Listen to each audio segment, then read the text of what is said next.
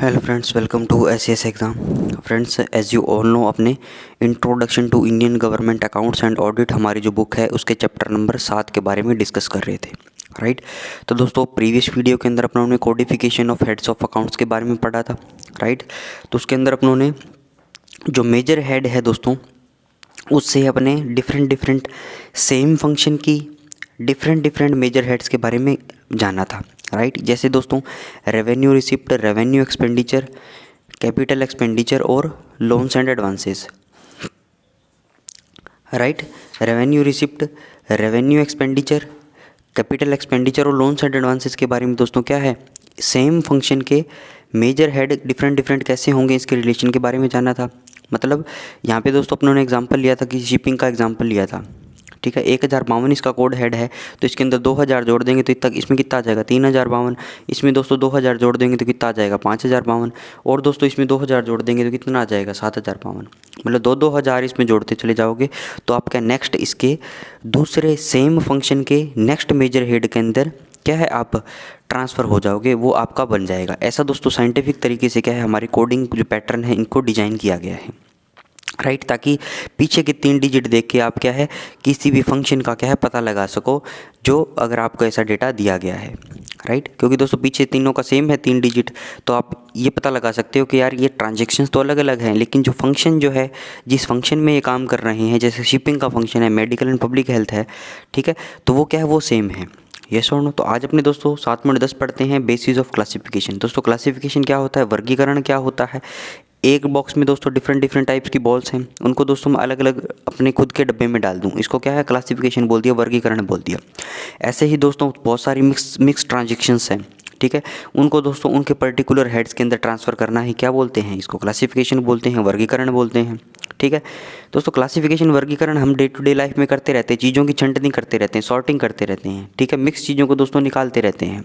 Yes और 7.10 देखिए, as general to the classification of transactions in government accounts shall have closer reference to the function, program और activity of the government. दोस्तों कोई भी government की transactions होंगी वो क्या है, फंक्शन, प्रोग्राम और एक्टिविटी से क्या है, डिनोट की जाएगी, ठीक है। उनका इससे वास्ता होगा, ना कि rather than the department in which the revenue और एक्सपेंडिचर अकर्स, बजाय इसके कि जिस डिपार्टमेंट में वो ट्रांजेक्शन हो रही है, ठीक है।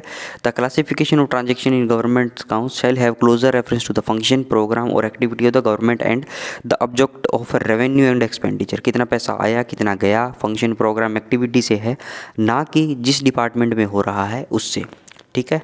आगे चलिए फ्रेंड्स, आगे दोस्तों इसमें एक एग्जाम्पल दिया है, एक एक्सेप्शन दिया है, सॉरी, कि this principle is however subject to such exceptions as may be authorized specially in any individual case और class of cases, ठीक है। मतलब पहले तो बोल दिया कि जिस डिपार्टमेंट में हो रहा है उसका कोई फ़र्क नहीं पड़ता, ठीक है। अपने को तो ओनली फंक्शन है, प्रोग्राम, एक्टिविटी, इस हिसाब से चीज़ों को देखना है, और दोस्तों कितना आया, कितना पैसा गया, इस हिसाब से क्या ट्रांजेक्शन्स को बुक करना है। लेकिन दोस्तों उसका एक अपवाद यहाँ दिया गया है कि this principle is however subject to exceptions as may be authorized specially in any individual case और क्लास ऑफ केसेस, ठीक है। कि पर्टिकुलर केस के अंदर क्या एक्सेप्शन भी हो सकता है, जैसे receipts representing interest are shown under 0049 interest receipts, and the expenditure on maintenance and repairs of non-residential buildings under the administrative control of public works department are shown under the major head 2059 public works irrespective of the functions to which they relate, ठीक है। तो दोस्तों ये 2 code head they दिए इसके अंदर, ठीक है। 0049 है तो इंटरेस्ट का रिसिप्ट है, ठीक है। अगर दोस्तों एक्सपेंडिचर आपको करना है, किसके ऊपर करना है, नॉन रेजिडेंशियल बिल्डिंग्स पे, ठीक है, जो किसके एडमिनिस्ट्रेटिव कंट्रोल में, पब्लिक वर्क्स डिपार्टमेंट के, ठीक है। तो उसको दोस्तों क्या 2059 के अंदर बुक करोगे, right, irrespective of the functions to which they relate. मतलब क्या है कि कोई भी फंक्शन हो रहा हो, अगर इस प्रकार के ट्रांजेक्शन्स होंगी तो इन्हीं के अंदर आपको बुक करना है, ठीक है। तो दोस्तों कोई रेलेवेंस इसको मुझे नहीं लगा, ठीक है, एक बार किताब में लिखा हुआ तो मैंने आपको बता दिया, राइट।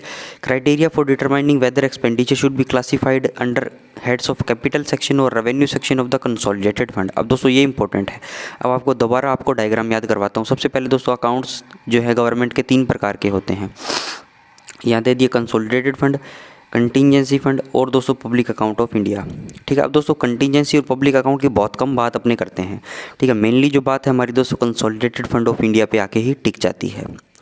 यस और नो। तो ये देखिए दोस्तों 3 प्रकार के टाइप हो गए, पार्ट 1, पार्ट 2, पार्ट 3, ठीक है। इनके दोस्तों आपको कॉन्स्टिट्यूशनल आर्टिकल याद होने चाहिए, ठीक है। 266 का 1, 267, 266 का 2, ठीक है। दोबारा दोस्तों बोल के इसलिए याद करवाता हूँ, इसलिए बोलता हूँ ताकि क्या है चीज़ें आपके माइंड में छप जाए, ठीक है। कंटीजेंसी दोस्तों आप याद रखना 267, बाद में 66 में 1 और 2, ठीक है।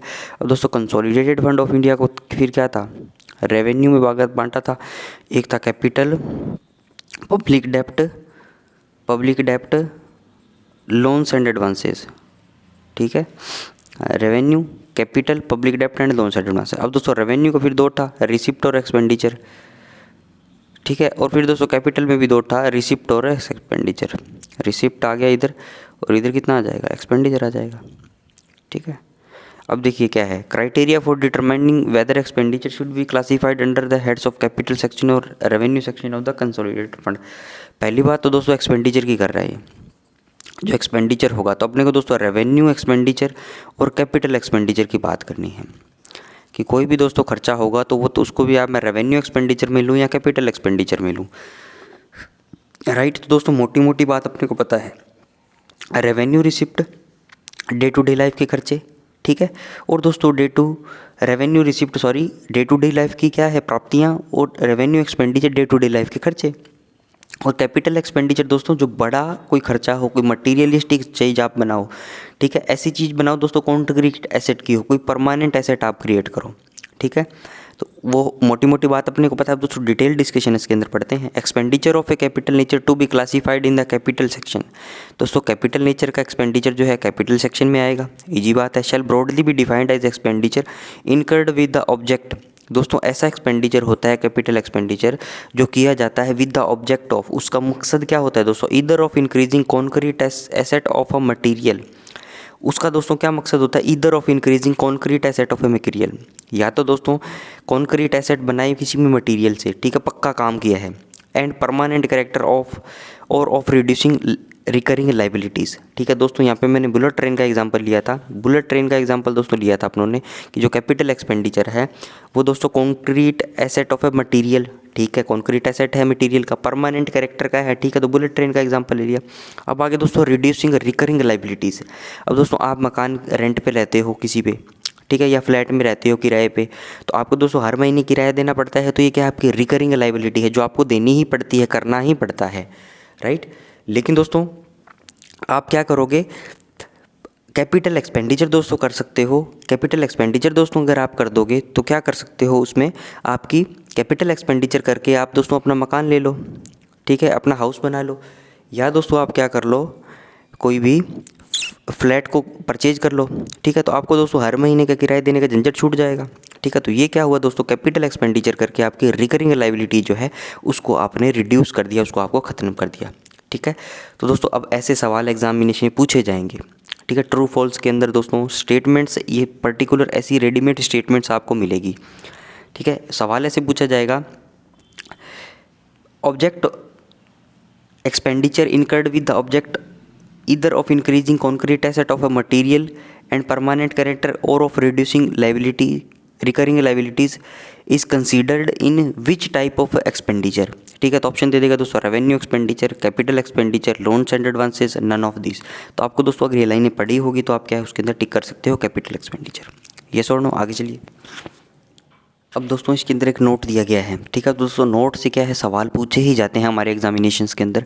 तो देखिए इसके अंदर क्या है, पहले पढ़ लिया दोस्तों परमानेंट कैरेक्टर, मटेरियलिस्टिक एसेट, और दोस्तों रिकरिंग लाइबिलिटीज आपकी कम हो तो आपका क्या है कैपिटल एक्सपेंडिचर है, कैपिटल एक्सपेंडिचर है दोस्तों वो, राइट। तो ये चीज़ अपनों ने पढ़ी। अब इसके अंदर क्या दिया, एक्सपेंडिचर ऑन टेम्परेरी एसेट, ठीक है। अब टेम्परेरी एसेट पे अगर आप कोई खर्चा करते हो वो था परमानेंट एसेट, ठीक है। अब टेम्परेरी एसेट पे दोस्तों एक्सपेंडिचर होता है, expenditure on grant in aid to local bodies और इंस्टीट्यूशंस। दोस्तों आप ग्रांट इन एड के रूप में, एक सहायता के रूप में दोस्तों लोकल बॉडी या इंस्टीट्यूशंस को पैसा देते हो, खर्चा करते हो, ठीक। ग्रांट इन एड का मतलब है दोस्तों सहायता दी है आपने, ना कि पूरा उसको कंस्ट्रक्शन करने में आपने पैसा लगाया है, ठीक है।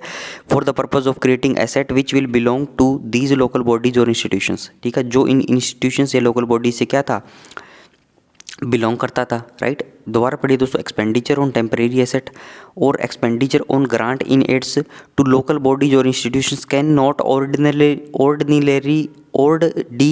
narrowly be classified as capital expenditure. Expenditure on temporary asset and expenditure on grant in aids to local bodies or institutions cannot ordinarily be classified as capital expenditure. अगर दोस्तों ऐसा खर्चा होता है तो उसको अपने कैपिटल एक्सपेंडिचर में सामान्यतः नहीं गिनते, ठीक है, एक बात. And shall not except in cases specifically authorized by the president on the advice of the CAG be debited to the capital head of account.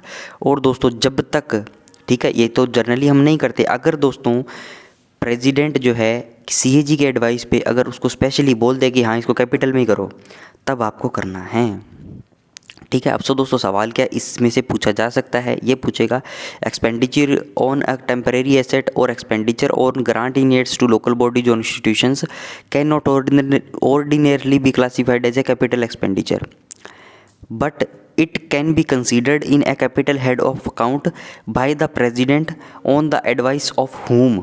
ठीक है, किसकी एडवाइस पे, तो आपको आंसर कितना करना है दोस्तों, सीएजी, इसका आंसर आ जाएगा, ठीक है. 2 नंबर चलिए दोस्तों, expenditure of a capital nature shall be distinguished from revenue expenditure. दोस्तों कैपिटल एक्सपेंडिचर और रेवेन्यू एक्सपेंडिचर की बात कर रहे थे अपने, ठीक है, तो इसके अंदर यही बोल दिया कि भैया expenditure of a capital nature shall be distinguished from the revenue expenditure. ठीक है, एकदम सही बात है, दोनों अलग अलग होते हैं. डिस्टिंग्विश का मतलब क्या है दोस्तों, अलग अलग होना, both in the budget estimate and in the government accounts. ठीक है दोस्तों, बजट के एस्टीमेट जो बनते हैं, बीई जो बनता है, ठीक है, बजट एस्टीमेट क्या होते हैं दोस्तों, बजट एस्टीमेट होते हैं फोरकास्ट डेटा, ठीक है, बजट बनाने के budget estimate and in government accounts revenue expand both in the budget estimate and in the government account. ठीक है, दोनों को अलग अलग रखा जाता है. अब नोट देखिए क्या है, capital expenditure is generally met from receipts of a capital डेप्ट डिपॉजिट और बैंकिंग कैरेक्टर. कैपिटल एक्सपेंडिचर दोस्तों कहाँ से होता है, कैपिटल एक्सपेंडिचर करने के लिए दोस्तों आपको प्राप्तियाँ भी तो चाहिए, पैसा भी तो चाहिए. वो पैसा आएगा दोस्तों आपके पास कैपिटल डेप्ट, कोई डिपॉजिट या बैंकिंग कैरेक्टर से, at distinguished from ordinary revenues. Ordinary revenues के दोस्तों अलावा derived from taxes, duties, fees, fines and similar items of current income including extraordinary receipts. ठीक है दोस्तों, ये वाले कौन से हो गए, टैक्सेस, ड्यूटीज़, फीस, फाइन्स, ये तो हो गए रेवेन्यू टाइप के. ठीक है, कैपिटल टाइप के दोस्तों कौन से हो गए, ये हो गए. ठीक है, दोबारा देखिए दोस्तों, capital expenditure is generally met from the receipt of a capital डेप्ट डिपॉजिट बैंकिंग कैरेक्टर. ठीक है, कैपिटल एक्सपेंडिचर करना है तो ये प्राप्तियाँ होनी चाहिए. ठीक है, और दोस्तों ऑर्डिनरी रेवेन्यू कौन से हैं, ऑर्डिनरी रेवेन्यूज़ जो है दोस्तों उनसे क्या है, रेवेन्यू एक्सपेंडिचर होगा, क्योंकि ये ऑर्डिनरी टाइप की रिसिप्ट्स हैं, रेवेन्यू टाइप की रिसिप्ट्स हैं, इनसे क्या होगा, रेवेन्यू एक्सपेंडिचर होगा. Taxes, duties, fees, fines and similar right of current income including extraordinary receipt. ठीक है, it is open to the government to meet capital expenditure from ordinary revenues provided these are sufficient revenue resources to cover this liability. अब दोस्तों ये most important line है. अब true false के अंदर कैसी लाइनें पूछेगा अगर बहुत अच्छे लेवल का एग्जामिनेशन होगा. ठीक है, तो ये पूछेगा, is it true that it is open to the government to meet capital expenditure from ordinary revenues provided there are sufficient revenue resources to cover this liability. ठीक है, अब कह देगा कि भैया कैपिटल एक्सपेंडिचर करना है आपको. ठीक है, कैपिटल एक्सपेंडिचर करना है आपको, और वो दोस्तों आप कर रहे हो ऑर्डिनरी रेवेन्यू रिसोर्सेज से.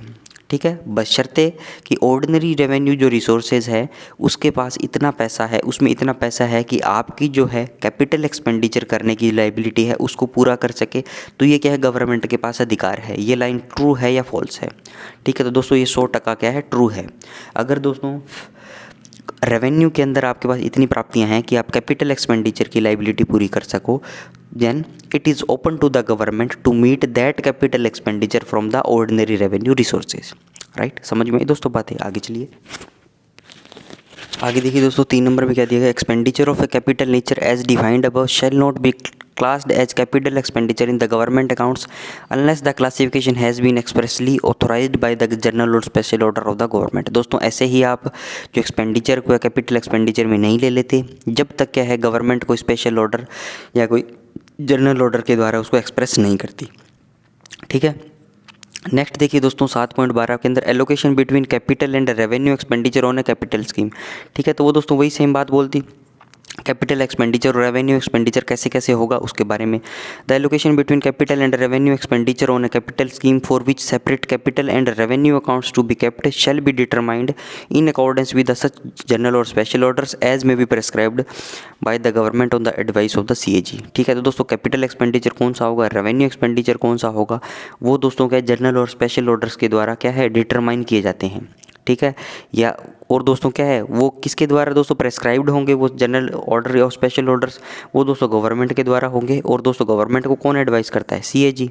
ठीक है, the following are the main principles governing the allocation of expenditure on a capital scheme between capital and revenue accounts. ठीक है, तो दोस्तों कुछ नियम दे दिए कि जिससे आप पता कर सको कि ये कैपिटल स्कीम है, ये दोस्तों क्या है कैपिटल स्कीम के अंदर रेवेन्यू है या कैपिटल खर्चा है। ठीक है, कैपिटल एक्सपेंडिचर है या रेवेन्यू एक्सपेंडिचर है, कुछ प्रिंसिपल्स हमें दे दिए गए हैं। आगे चलिए दोस्तों प्रिंसिपल पढ़ते हैं अपने। आगे देखिए दोस्तों रेवेन्यू और कैपिटल के एक्सपेंडिचर के डिफरेंशिएशन के बारे में क्या चीज़ें बताई गई हैं। ठीक है, तो दोस्तों बहुत ही ईजी बातें हैं। ठीक है, तो पहला देखिए दोस्तों कैपिटल अकाउंट शुड बियर और charges capital account should bear all charges for the first construction and equipment of a project. ठीक है, तो दोस्तों कैपिटल अकाउंट क्या है, should bear all charges for the first construction and equipment of a project. ठीक है, तो दोस्तों फर्स्ट टाइम जो कंस्ट्रक्शन होगा, इक्विपमेंट होगा किसी भी प्रोजेक्ट का, ठीक है, उसके चार्जेस क्या बियर करेगा, as well as charges for intermediate maintenance of the work while not yet open for service. ठीक है, कैपिटल अकाउंट दोस्तों क्या है बियर करेगा सारे चार्जेस जो दोस्तों फर्स्ट कंस्ट्रक्शन, ठीक है, किसी भी दोस्तों प्रोजेक्ट में, ठीक है, यूज़ किए गए हैं। ठीक है, ऐसे दोस्तों एक्सपेंडिचर जो किसी भी फर्स्ट कंस्ट्रक्शन में किसी भी प्रोजेक्ट के यूज़ किए गए हैं। इसके साथ साथ charges for the intermediate maintenance of the work. ठीक है, पहले दोस्तों कंस्ट्रक्शन कर लिया, इसके दोस्तों इंटरमीडिएट जो मेंटेनेंस हुआ था उसमें अंदर भी क्या है जो खर्चा हुआ था उसको इंक्लूड करता है, बशर्ते कि while yet not open for service. लेकिन दोस्तों वो जो प्रोजेक्ट है वो क्या है सर्विस के लिए क्या है खुला नहीं होना चाहिए। ठीक है दोस्तों, मैं इसके लिए एग्जांपल लेता हूँ जनरली फ्लाईओवर का। ठीक है, कोई भी दोस्तों फ्लाईओवर है उसमें बहुत मोटा खर्चा लगेगा, ऐसा तो नहीं एक दिन में बन के तैयार हो जाए, कॉन्क्रीट एसेट है। ठीक है, तो कैपिटल एक्सपेंडिचर तो होना ही होना है। ठीक है, तो दोस्तों कोई भी फ्लाईओवर है मान लो उसके फर्स्ट कंस्ट्रक्शन पे जो खर्चा लगा, ठीक है, फर्स्ट कंस्ट्रक्शन पे बोल दिया। ठीक है, इसके बाद दोस्तों इंटरमीडिएट मान लो इसके अंदर और मेंटेनेंस होगी, इस पर कलर करवाना था आपको, और चीज़ें इसके अंदर करनी थी, ठीक है, लाइनिंग करनी थी वगैरह वगैरह जो भी चीज़। लेकिन दोस्तों ये क्या अभी तक ओपन नहीं हुआ सर्विस के लिए, तो सारा खर्चा जो क्या है दोस्तों कैपिटल अकाउंट से बियर किया जाएगा। नेक्स्ट देखिए, it would also bear charges for further additions and improvements as may be sanctioned under rules made by the competent authority. और दोस्तों इसके बाद में क्या है, इसके फर्दर जो एडिशंस करने इंप्रूवमेंट्स करने हैं वो भी कैपिटल अकाउंट से बियर हो सकते हैं, बशर्ते कि कॉम्पिटेंट अथॉरिटी कोई नियम बनाए। अब दोस्तों क्या है ये बातें गोलमाल लिखी गई है, ठीक है, ताकि चीज़ों को कि दोस्तों रेवेन्यू से भी कर सको, कैपिटल से भी कर सको, जहाँ पे आपको सेट बैठ जाए। ठीक है, तो दोस्तों रूल्स को क्या है बहुत ही फ्लेक्सिबल बनाया गया है। ठीक है दोस्तों, यहाँ पे इनवेरिएबली शब्द का यूज़ नहीं हुआ, इसका मतलब क्या चीज़ों में दोस्तों मॉडिफिकेशन हो सकता है। ठीक है, ये चीज़ समझ में आई। आगे चलिए, सब्जेक्ट टू सी बिलो।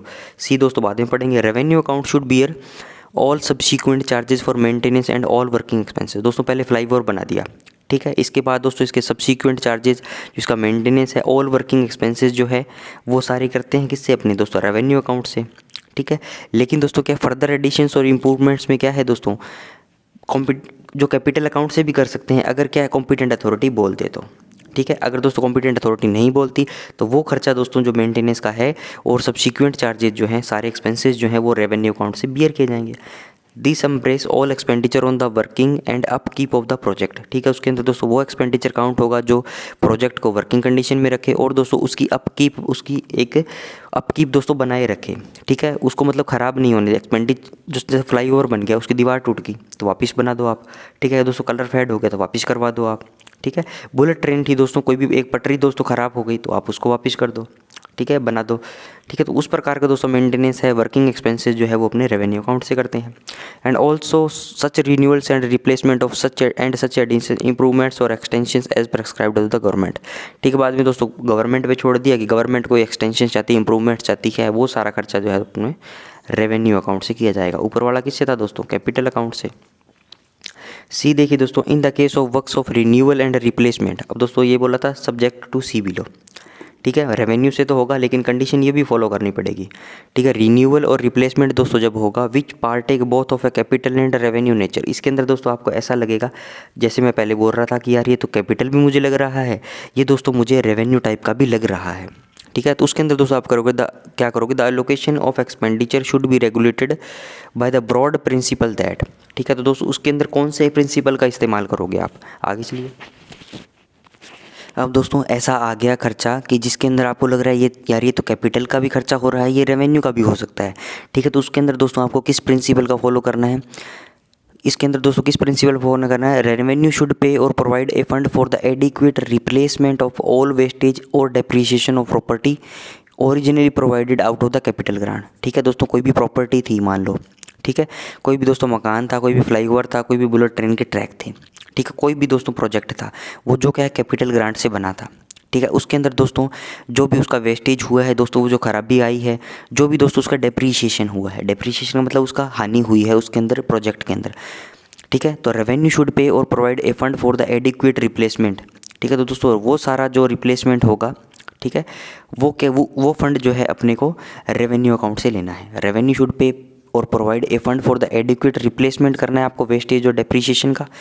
ठीक है, किसी भी प्रॉपर्टी के अंदर originally provided out of the capital grant. ठीक है, ये दोस्तों कैपिटल ग्रांट से बना होना चाहिए। उसके बाद उसके अंदर वेस्टेज और डेप्रीशिएशन का जो खर्चा है, अगर आपको कन्फ्यूजन है किससे मुझे करना है तो आप रेवेन्यू से कर सकते हो। ठीक है, that only the cost of genuine improvements whether determined by the prescribed rules और फॉर्मूले और under special order the government, ये दोस्तों सब क्लोज था।